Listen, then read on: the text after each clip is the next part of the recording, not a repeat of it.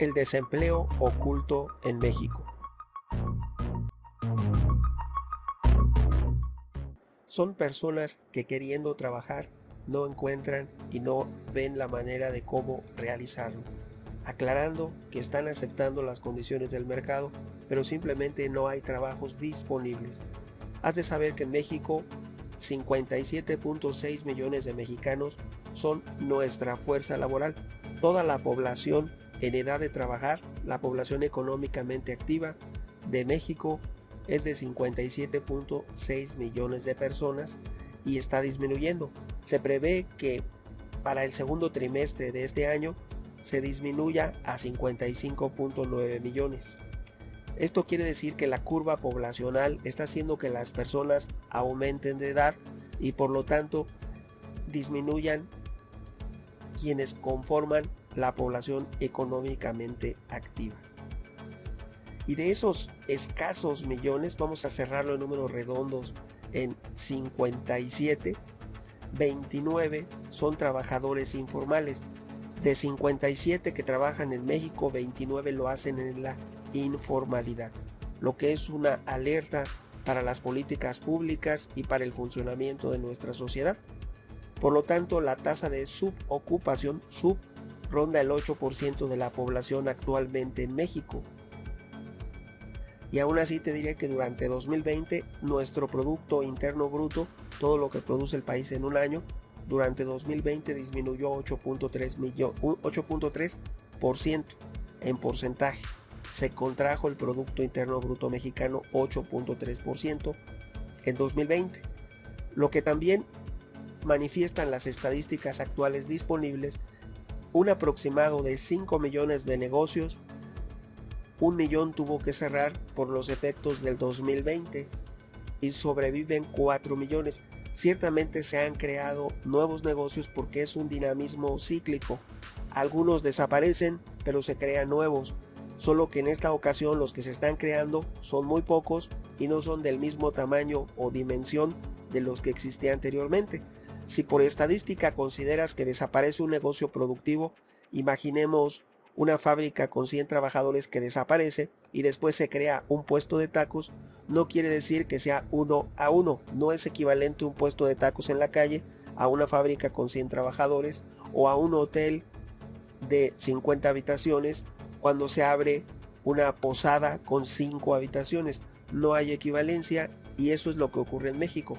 Desaparecieron más de 1 millón de negocios en 2020, se crean nuevos en 2021, pero no en la misma proporción, cantidad y calidad.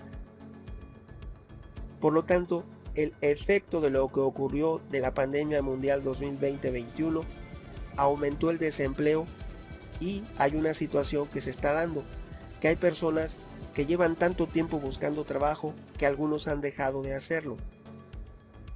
En este sentido, te diré que las medidas de aislamiento social imposibilitaron buscar trabajo, lo que devino en la baja tasa de actividad al 38.4% a fines de 2020 y este índice subió demasiado, 45%, pero no llegó a recuperar los niveles previos a la pandemia cuando era de 47.2%.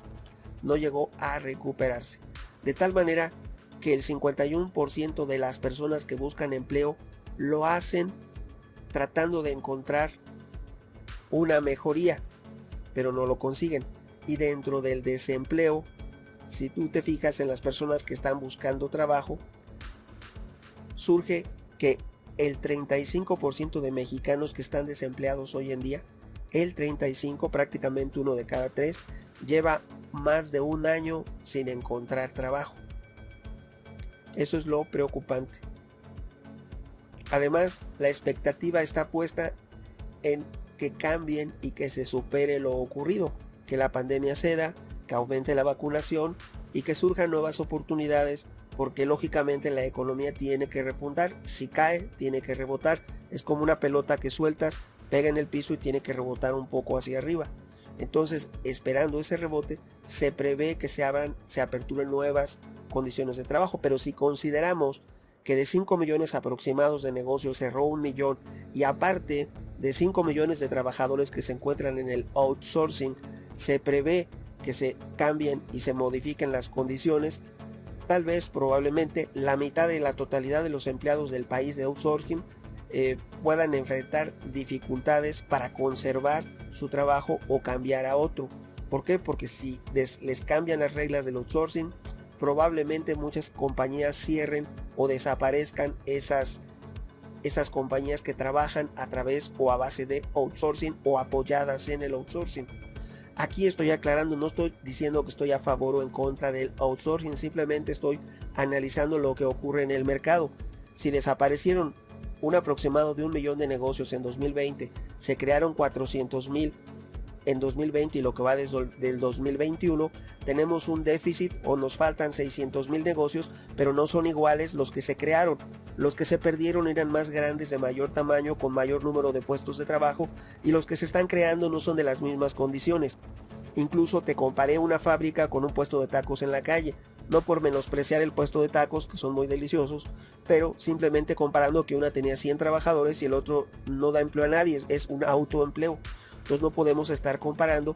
Y también aclaré que la tercera parte de los desempleados se están canalizando, se están abriendo oportunidad en la informalidad, y de hecho prácticamente la mitad de todos los que trabajan en México, la mitad de toda la población económicamente activa en México se dedica a la informalidad, lo cual quiere decir que nuestro país no está aplicando las políticas públicas suficientes y necesarias para que los empleos sean de mayor calidad. Y se prevé que exista un futuro adverso. ¿Por qué? Porque con las medidas de outsourcing se está desincentivando la nueva contratación. Entonces, no quiere decir que yo esté a favor o en contra, simplemente eso es lo que está ocurriendo. Ahora bien, lo ideal y lo deseable para una economía como la de México es que cada año se creen alrededor de 800,000 puestos de trabajo, lo cual en lugar de crearse en 2020 se perdieron, y en lo que va de 2021 se ve muy difícil que se consiga esa meta de la creación de 800,000 puestos de trabajo. Lo cierto es que la crisis provocó una contracción económica en México de 8.3 en 2020, y en 2021 no tenemos buena perspectiva, ya que ha habido un repunte de la inflación por una u otra causa. Al señalar una u otra causa son los precios de los combustibles y de algunos alimentos. Por lo tanto, pues tenemos que estar a las condiciones que prevalecen y de las que se observan en el mercado laboral y en la economía, porque los trabajos vienen de la actividad económica. Si las actividades económicas no tienen un buen desempleo, no van a generar los impuestos suficientes. Lo ideal es que quien sea el empleador, no el Estado, porque el Estado no debe ser el empleador generalizado en México, no es la función del Estado. El orden jurídico nacional no otorga esa facultad única y exclusivamente al gobierno. El gobierno no debe ser el mayor empleador por excelencia, sino las condiciones y las reglas claras en el mercado laboral de iniciativa privada. ¿Por qué? Porque es imposible que la población económicamente activa de México, de alrededor de 57 millones de personas, pudieran encontrar todos empleo en el gobierno, sino ¿quién pagaría impuestos? Es necesario que trabajen en la iniciativa privada para que paguen impuestos todos, tanto empleador como trabajador, que existan reglas más claras de las que ya existen, o que se aplique por lo menos en mejor o mayor medida de lo que se está haciendo hasta el día de hoy el Estado de Derecho, para garantizarles a los trabajadores unas condiciones dignas y adecuadas. Las intenciones son buenas, pero en estos momentos se debe de apoyar con, se dice, con amores, con hechos, con inversión, con dinero, destinar una partida económica para conseguir los objetivos, si no, no se puede. Esta es una coparticipación de todos, de la sociedad civil, del gobierno, de los empresarios y de los gremios de trabajadores. ¿Por qué? Porque es preocupante la tasa de desempleo en México, que subió a 4.6% en el último trimestre de 2020, y las actividades que registraron más desempleo fueron los restaurantes y los hoteles, servicios diversos y la industria manufacturera.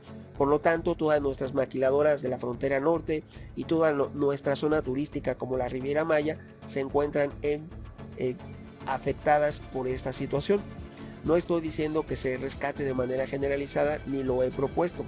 Simple y sencillamente las medidas deben ser acordes con la situación actual para mejorar, para incentivar el mercado laboral en México, para que las personas quieran contratar para que las personas quieran pagar un poco más de lo que están pagando y no sea todo obligado y con medidas coercitivas, sino incentivando al mercado laboral para que prospere, para que dé frutos y para que se beneficien todos los actores económicos. Esto por el bien de nuestro país y para un mejor desempeño a futuro, que se pueda heredar a las futuras generaciones un país en mejor condición, con una población económicamente activa más preparada y en mejores condiciones para que puedan ayudar a la recuperación económica mexicana. Opiniones habrá muchas. ¿Tú qué piensas? Tu amigo Megóforo. Hasta pronto.